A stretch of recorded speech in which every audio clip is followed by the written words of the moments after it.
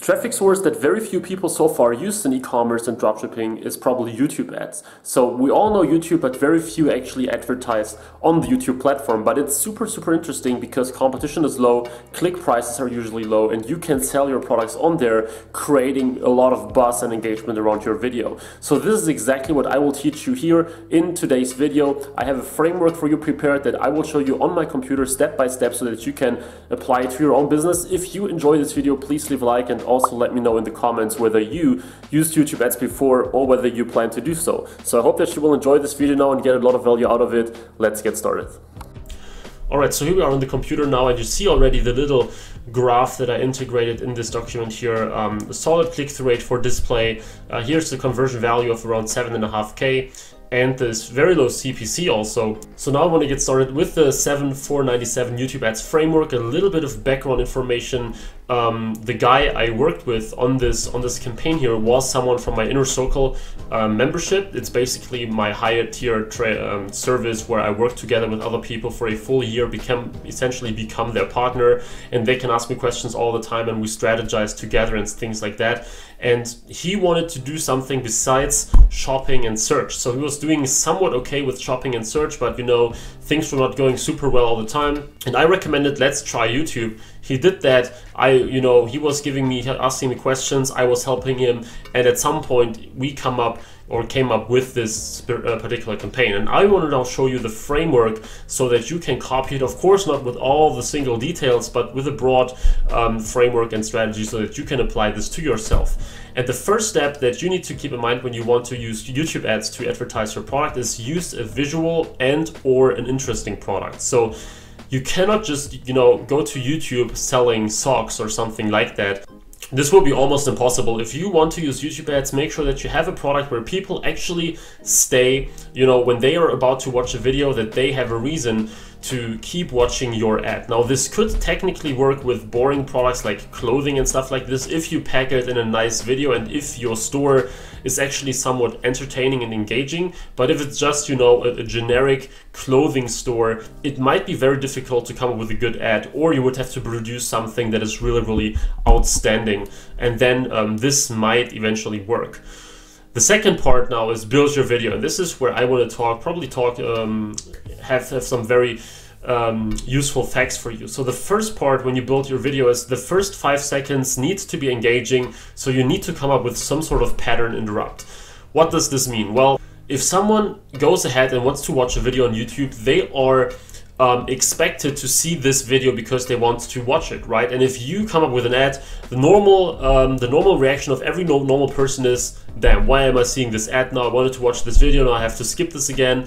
And the thing here is you need to go past these 5 seconds where people can skip. So that you need to have some sort of pattern interrupt, which means that you need to come up with something unique that captures their attention. Because if you do that, if you manage to do that, and if you evoke their curiosity, this allows people, or this makes people watch the video for a little bit longer. And the only purpose of the first few seconds is to do pattern interrupting so that people actually avoid clicking the skip button.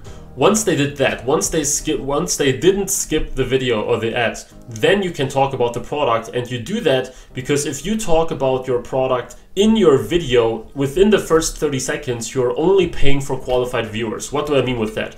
There are many people who suggest that you shouldn't talk about the product in the video ad, keep coming with those engaging things and do a funny video ad, and this can work, but the only problem is if you don't mention your product within the first 30 seconds, people might watch your ad because it's entertaining, but once you introduce the product, they skip because they're not interested. And the thing is, with YouTube ads, you pay as soon as someone either clicks to your website or as long as someone spends 30 seconds watching your video. And as soon as one of these two things happen, you are charged for the view. So this will be your cost per view. And if you don't mention your products in the first 30 seconds, people may not skip it because the ad is interesting, but once they see the product, they skip, they're not interested, and you paid for such a viewer. So the task that you have from basically second 5 to 30 is to qualify people, pre-qualify people, make them interested in your product, introduce the product, because if they decide to watch your ad for 30 seconds, even though you talked about your product already. This means that they're also interested in the product and not just, you know, interested in what your ad is talking about. Of course, it is important that your ad captures attention, that people like the ad and that it's, you know, engaging, but you should talk about the product because you're not a huge brand that can throw away $100,000 just to get some random awareness from people. You also want direct sales, right? You want direct conversions, and this is what we are about to do here. So the third step is end the video with a crystal clear CPA. If you create a video on YouTube, you can use AdWords then to put a call to action on this video. For example, you know, check out here, 50% off, whatever, send them to your landing page. And this is already the fourth step. And by the way, the CTA should be very, very clear, and you should also add some overlay, text overlay in the video with arrows like go here, go here. You probably know this from all these eCom video ads that you probably get. And this is useful because some people literally don't know where to click. So it's not as crystal clear as on Facebook. You don't know how, where to click. So make sure you add this in the video as well. Then the next step is that the video should be like 1 or 2 minutes max. So if you come up with a 10-minute video for a product, most of the time, 95% of the time, this is a very, very, very bad idea. You might think about this if you have a really, you know, unusual product, something very complex like a drone where you show how it works and how it flies and all these kind of things, but this only makes sense for people who are really interested. So then I would probably consider doing this as a retargeting ad instead of a cold video ad.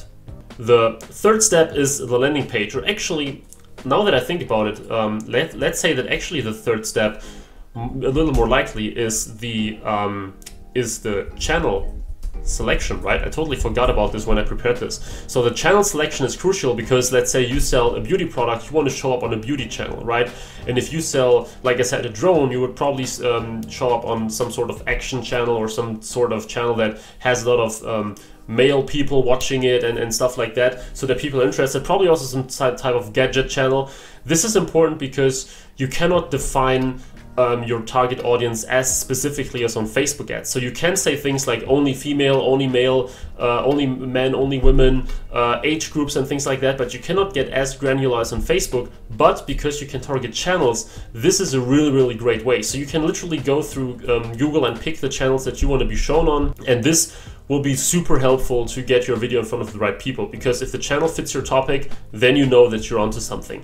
Just as a little side note, I forgot to mention this, very important of course. Then number 4, the landing page. And actually, I recommend that you use landing page when working with YouTube, at least testing it, because from my experience, landing pages tend to work better than a normal store when you use YouTube. I don't know exactly why. I imagine that people, you know, they see the video ad, they are engaged, and if you send them to a landing page that, you know, has a cool headline and then having some pictures about the product, that this is the reason why it converts better. So it's like it's a flow of engagement. As I said here, use the elements of the video to be recognizable and provide a seamless experience. So if you make this whole thing, the video and the landing page, one coherent experience where you talk about the product again, probably some screenshots from the video for the highlights of the video, for example, so people have this one seamless experience. And as I said, landing pages tend to work better than normal online stores. I mean, I didn't run hundreds of YouTube campaigns, as YouTube was always the campaign type that I used the least from all the AdWords Google Ads products, but still I ran enough to say that it tends to work better than a normal store. Of course, you may want to test that and maybe you come to your own conclusion, and probably it works better for you if you do it in the store, but I recommend that you check it out with the landing page first. And then retargeting. Retargeting is super important when you use YouTube, because remember, it's a cold, you're using cold traffic. These people had no buying intent in the beginning. They were not actively looking for a product. They were just matching your criteria because they viewed a certain channel. So the first thing is that you pick people who watched a certain video. I mean, in this case, your ad video, right? And then the second step, pretty straightforward. You hit them up with a discount for the product to give the final impulse. So they watched this video and they watched it past 30 seconds, which means they are somewhat interested. And then you can hit them up with a video later on, and it shouldn't be right after they saw the last video. There should be some time. And then you can hit them up with something like, hey, showing the product again, some more stuff, and then now for 3 more days, 30% off or something like this. Now, the reason why this can work with the whole 3 days thing is if you have some time between the initial video, so when they saw the first ad and the retargeting ad, if you have some time between that, people actually believe in the discount more than if you would just, you know, hammer the retargeting video right next to the initial one. So if they see the initial video, let's say now, and then they get in 10 minutes they get the retargeting video saying, hey, now we have a discount, this would be a little unbelievable, and people might think, why didn't you talk about the discount in the first place, right? But if you do it that way, that a few days later or something you come up with a discount video, it's more believable and people are more likely to say, oh yeah, this was the interesting product, now they also have a discount, great timing, I will check it out. Of course, you know, it's not necessary that you use the discount. It's not the only way to go. You can also alternatively or additionally use a video with the customer testimonial or the product in use again. So if the initial video was just about educating people about the product and making them interested, in the next video you can talk more about the actual features and benefits of the product, showing it in action a little bit more. As I said, testimonials are great of people who are saying, you know, how the product has helped them do whatever it does or how fun it is, whatever. This is how you do the retargeting part of this framework. Alright guys, and this was actually it. So now we went through 5 steps: using a visual ad to product, building your video, channel selection, landing page, and retargeting. And this is what, in a nutshell, what we did with that particular YouTube campaign. Of course, like I said, with way more details, split testing, you know, using Google Analytics, targeting, a lot of things that make the difference in the end. But of course I cannot put all of them in just one single video, but I hope that you got a good overview on what you should do. I think it's a very, very good framework for everyone interested in YouTube ads, and this will definitely also be able to help your business grow with YouTube if you didn't use it so far, or if you weren't successful with it yet. If you want to learn more about all the Google Ads products, also how to succeed with YouTube, how to sell your products with other products, with other Google Ads formats, check out the description for the eCom PPC Academy. But of course, you can also check the link to the Inner Circle, a program that I just showed to a few selected people. If you might think this is something interesting for you, I put a link in the description in this video as well. I won't put it all the time. I won't put it there all the time because I think, you know, it's not for everyone, so you might want to check it out. You might want to check if it's something for you, but you know, I won't put it on every single video because I think, yeah, it's not for the broad mass of the people. This being said, I really hope you enjoyed this video. Let me know if you used YouTube ads so far, if you plan to do so, and if you used it, what are your experiences with YouTube ads to this point?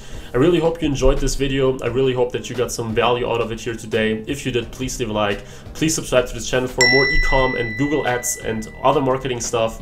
And I will hopefully see you in the next video, guys. All the best and bye-bye.